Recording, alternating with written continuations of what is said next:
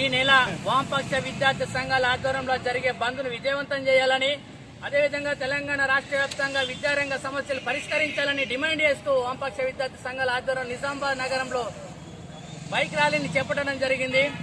అయ్యా రేవంత్ రెడ్డి గారు, మీరు ఇచ్చిన హామీలలో విద్యారంగానికి 15% నిధులు కేటాయిస్తారన్నారు, ఇప్పటికి కూడా అమలులో లేదు. అదేవిధంగా తెలంగాణ రాష్ట్రం వ్యాప్తంగా పెండింగ్ లో ఉన్నటువంటి స్కాలర్షిప్స్, బకాయిలు, ఫీజు రియంబర్స్మెంట్, అదేవిధంగా అన్ని బకాయిలను వెంటనే విడుదలయ్యాలని డిమాండ్ చేస్తా ఉన్నాము.